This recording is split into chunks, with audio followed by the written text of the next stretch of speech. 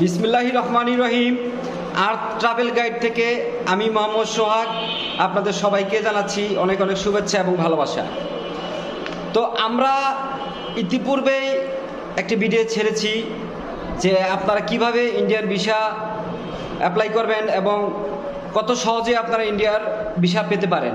তো সেইখানে আমরা আপনাদের অনেকজনের অনেক কমেন্টস দেখেছি যে আপনাদের নানান ধরনের সমস্যার সম্মুখীন হন আপনারা ইন্ডিয়ান ভিসা পেতে। তো আজকে মূলত আমরা সেই বিষয়গুলো নিয়ে আলোচনা করব। তো আজকে আমরা আমাদের টপিক্সের তিনটা বিষয় সবচেয়ে বেশি গুরুত্ব দিচ্ছি। প্রথম যে বিষয়টা হচ্ছে আদৌ ভারতীয় ভিসা চালু আছে কিনা। দ্বিতীয় যে বিষয়টা হচ্ছে কেন আমাদের ভিসা পেতে আমরা নানান ধরনের সমস্যার সম্মুখীন হচ্ছি। তৃতীয় যে বিষয়টা সেটা হচ্ছে কোন পন্থা অবলম্বন করলে আমরা খুব সহজেই ভারতীয় ভিসা পেতে পারি। তো আমি ভিডিওর শুরুতেই বলেছি আপনাদেরকে যে আপনারা আপনাদের নানান ধরনের সমস্যার কথা আমাদেরকে কমেন্টসের মাধ্যমে জানিয়েছেন। আমরা জানি যে গত 5ই আগস্টের পরবর্তী সময়ে ভারতীয় ভ্রমণ ভিসা বাংলাদেশিদের জন্য বন্ধ আছে। বর্তমানে শুধুমাত্র ভ্রমণ ভিসা বাদে আরও 2টি ক্যাটাগরির ভিসা চালু আছে। প্রথমটি হচ্ছে মেডিকেল ভিসা, ভারতীয় মেডিকেল ভিসা চালু আছে। দ্বিতীয়টি হচ্ছে ভারতীয় শিক্ষা ভিসা।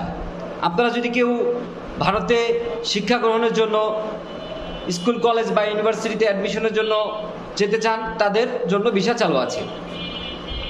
তো মূল যে বিষয়টা আমরা এখন আলোচনা করব সেটা হচ্ছে আমরা ভারতীয় ভিসা পেতে আমরা কেন বিভিন্ন ধরনের সমস্যার সম্মুখীন হচ্ছি। আমাদের মূল সমস্যাটা হচ্ছে যে আমরা ভারতীয় মেডিকেল ভিসার জন্য অ্যাপ্লিকেশন করি, কিন্তু আমরা ভারতে যাই অন্য কোনো কারণে। সেটা ভ্রমণ হতে পারে বা ইউরোপের ভিসার জন্য হতে পারে বা যে কোনো কারণেই হতে পারে, কিন্তু আমাদের মূল টার্গেটটা কিন্তু আমাদের যে আমরা ভারতে গিয়ে চিকিৎসা গ্রহণ করব সেটা না। যার কারণেই আসলে সমস্যার সংকট তৈরি হচ্ছে বিভিন্নভাবে। তো আপনি একজন সুস্থ মানুষ, কিন্তু আপনি ভারতে আপনার যাওয়াটা খুবই প্রয়োজন। তখন আমরা কি করি, আমরা বিভিন্ন এজেন্সির মাধ্যমে আমরা ফ্যাক ডকুমেন্টস তৈরি করি এবং ফ্যাক পেপারস তৈরি করে আমরা ভারতীয় যেই ভিসা সেন্টার আছে সেখানে আমরা অ্যাপ্লিকেশন করি। যার কারণে এই ভিসা সেন্টারগুলো আমাদেরকে দিন দিন ভিসা দেওয়ার ক্ষেত্রে আরও কঠোর নীতি গ্রহণ করছে।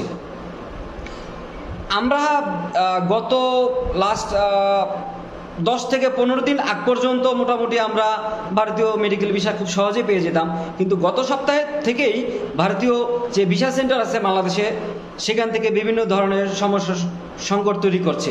কারণ আমরা মূলত বিভিন্ন ধরনের ফ্যাক ডকুমেন্টস তৈরি করে আমরা ভারতের ভিসার জন্য অ্যাপ্লিকেশন করি।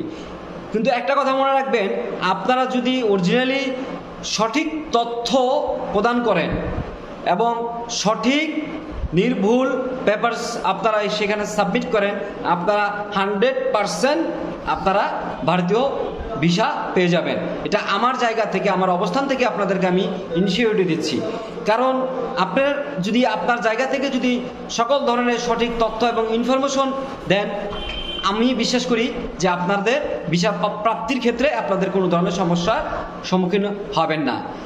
আমরা যেই জায়গা থেকে ভুল করি যে আমরা নিজেরা আসলে সঠিক তথ্য আমরা দেই না, আমরা এজেন্সির উপরে সব কিছু ছেড়ে দিই। যে এজেন্সিকে বলি যে ভাই আমরা আপনাকে 20,000 10,000 বা নির্দিষ্ট একটা অ্যামাউন্ট হতে পারে আমরা দিয়ে দিব, তো আপনি আমাদেরকে ভিসা জন্য অ্যাপ্লিকেশন করে দেন।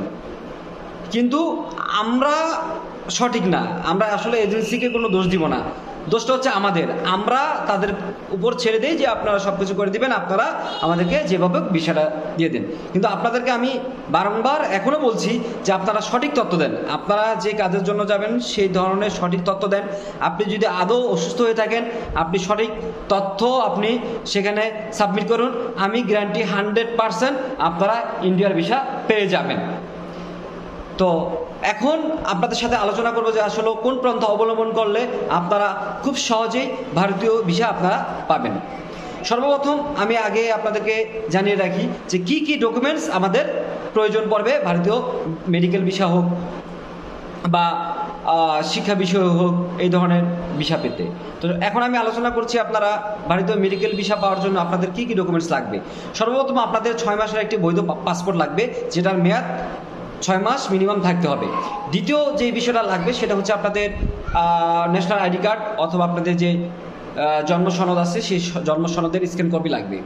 তৃতীয় যে বিষয়টা সেটা হচ্ছে আপনাদের 2 কপি পাসপোর্ট সাইজের ছবি লাগবে এবং পিছনে যে ব্যাকগ্রাউন্ড সেটি অবশ্যই সাদা হতে হবে। চতুর্থ যে বিষয় সেটা হচ্ছে আপনাদের লাগবে হচ্ছে আপনাদের বর্তমান ঠিকানা। এখন বর্তমান ঠিকানা আপনাদের প্রমাণ করতে হলে আপনাদের যে ইউটিলিটি বিল আছে, বিদ্যুৎ বিল হতে পারে, সেটা গ্যাস বিল হতে পারে, অথবা আপনাদের ওয়াসার বিল হতে পারে, বা যে কোনো ধরনের একটি ইউটিলিটি বিল দিয়ে আপনারা প্রমাণ করবেন যে আপনি বর্তমানে এই জায়গায় আপনি অবস্থান করছেন। চতুর্থ যে বিষয়টা সেটা হচ্ছে আপনাদের হাসপাতালে যেই অফার লেটার বা আমন্ত্রণপত্র বা অ্যাপয়েন্টমেন্ট লেটার, সেটা আপনাদের মাস্ট বি লাগবে। একটি কথা মনে রাখবেন, আপনাদের কিন্তু ভারতীয় যেই স্বনামধন্য যে মেডিকেলগুলো আছে সেখান থেকে যদি আপনারা অ্যাপয়েন্টমেন্ট লেটার নিতে পারেন বা আমন্ত্রণপত্র নিতে পারেন, সেক্ষেত্রে আপনাদের কিন্তু ভিসা পাওয়ার ক্ষেত্রে আপনাদের চান্স বহুগুণ বেড়ে যাবে। এবং সর্বশেষ যে বিষয়টা হচ্ছে যে আপনি যে একজন আর্থিকভাবে সচ্ছল সেটা আপনাকে প্রমাণ করতে হবে। এখন আর্থিকভাবে যে আপনি সচ্ছল সেটা প্রমাণ করার ক্ষেত্রে আপনাকে অবশ্যই আপনার ব্যাংক স্টেটমেন্ট লাগবে। ব্যাংক স্টেটমেন্ট সর্বশেষ 6 মাসের যে ব্যাংক স্টেটমেন্ট লাগবে, এবং ব্যাংকের সর্বশেষ আপনাদের অবশ্যই 1 থেকে 1.5 লাখ টাকার একটা অ্যামাউন্ট আপনাদের দেখাতে হবে যে আপনার সর্বশেষ এই একটা অ্যামাউন্ট আপনাদের ব্যাংকে এখনও আছে। সর্বশেষ এই বিষয়টাই লাগবে। তবে আপনাদের কাছে যদি সুযোগ থাকে আপনারা ব্যাংক থেকে ব্যাংক সলভেন্সি সেখানে এক্সট্রাভাবে অ্যাটাচমেন্ট করবেন, সেক্ষেত্রে আপনাদের ভিসা প্রাপ্তির হার আরও বেড়ে যাবে। এবং আপনাদের চমক দিয়ে রাখি আরেকটা বিষয়, সেটা হচ্ছে আপনাদের যদি ভ্যাট এবং ট্যাক্সের কোনো পেপার থাকে 1 বছর 2 বছর এবং 3 বছরের হলেতে খুবই ভালো হয়।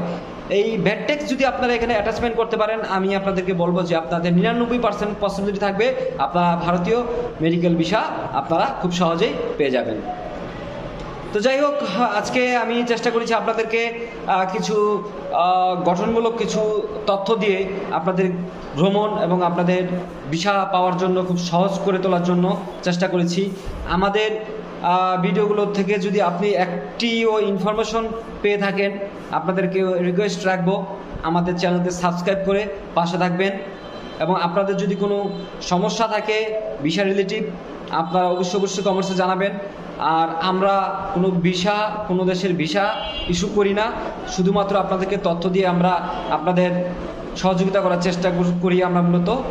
সবাইকে আবার অসংখ্য ধন্যবাদ জানিয়ে এখানে আমার আজকের ভিডিওটি শেষ করছি। সবাইকে ধন্যবাদ। আসসালামু আলাইকুম।